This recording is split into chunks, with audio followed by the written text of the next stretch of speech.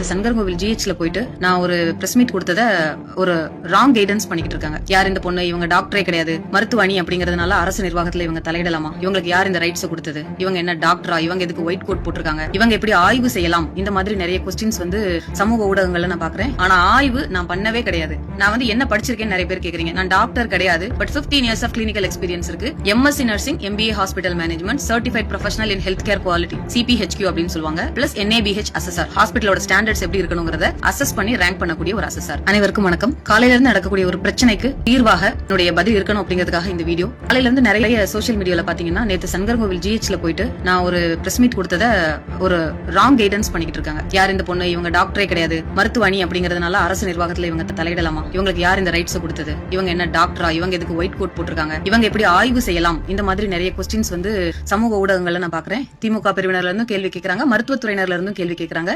சங்கரங்கோவில் ஜிஹெச்ல இருந்து பாகம் ஐஸ்ல பதப்படுத்தாம கொண்டு போனதுனால அழுகி போச்சு, அந்த பாடி பார்ட்ஸை பிக்ஸ் பண்ண முடியல அப்படிங்கிற மாதிரி ஒரு நியூஸ் வருது. இந்த நியூஸை கேள்விப்பட்ட அந்த பகுதியில் இருக்கக்கூடிய மாவட்ட செயலாளர் கால் பண்ணி நம்ம என்னங்கறத விசாரிக்கலாமா மேடம், இப்படி ஒரு விஷயம் நடந்திருக்குதாமே அப்படின்னு சொன்ன உடனே மருத்துவமனையோட இன்சார்ஜ் எந்த டாக்டரோ அந்த டாக்டருக்கு நான் போன் பண்றேன். போன் பண்ணி சார் இந்த மாதிரி ஒரு நியூஸ் வருது, இது உண்மையா அப்படின்னு கேக்குறப்போ, இல்லங்க மேடம், அது ஆம் லெவல்ல இருந்து கட் ஆயிருக்கு, பெரிய பார்ட்ஸ் அப்படிங்கறதுனால நார்மல் சலைன் பண்ணதுக்கு அப்புறம், அதாவது கிரஷ் இன்ஜுரி, அதுல வந்து சிமெண்ட் இதுல அப்படியே கிரஷ் ஆயிருக்கு, அதனால எவ்வளவுதான் நம்ம வாஷ் பண்ணாலும் சின்ன சின்ன துகள்கள் இருந்தது, டைம் வேஸ்ட் பண்ணாம அனுப்பினாதான் பிளான்டேஷன் பண்ண முடியுங்கிறதுனால நாங்க சீக்கிரமா அனுப்பிட்டோம். ஐஸ் போட்டு தான் அனுப்பியிருக்கோம். அவ்வளவு பெரிய பாக்ஸ் இல்ல, பட் கேரி பேக்ல போட்டதுக்கு அப்புறமா ஐஸ் பதப்படுத்தி தான் நாங்க அனுப்பியிருக்கோம்ன்றத ஹாஸ்பிட்டல்ல இருந்து சொல்றாங்க. அவங்க அப்படி சொன்ன இன்ஃபர்மேஷனை ஜஸ்ட் பிரஸ் மீட் வச்சு பொதுமக்கள் பயப்பட வேண்டாம், நீங்க ஜிஹெச்க்கு வாங்க, அந்த மாதிரி தப்புலாம் நடக்கல அப்படிங்கறது சொல்றோம். இது சொன்னதுல நிஜமாவே தப்பு இருந்தா நான் மன்னிப்பு கேட்டுக்கிறேன். ஆனா ஆய்வு நான் பண்ணவே கிடையாது. இந்த விஷயத்தை மாற்றி நான் என்னமோ திடீர்னு போய் ஆய்வு பண்ணதாவும், அது எப்படிங்க, ஒரு பேசிக் நர்சிங் பை ப்ரொஃபஷன், நான் வந்து என்ன படிச்சிருக்கேன்னு நிறைய பேர் கேக்குறீங்க. நான் டாக்டர் கிடையாது, but 15 years of clinical experience இருக்கு. MSc nursing, MBA hospital management, certified professional இன் ஹெல்த் கேர் குவாலிட்டி, CPHQ அப்படின்னு சொல்லுவாங்க, பிளஸ் NABH அசஸர், ஹாஸ்பிட்டலோட ஸ்டாண்டர்ட்ஸ் எப்படி இருக்கணும்ங்கறத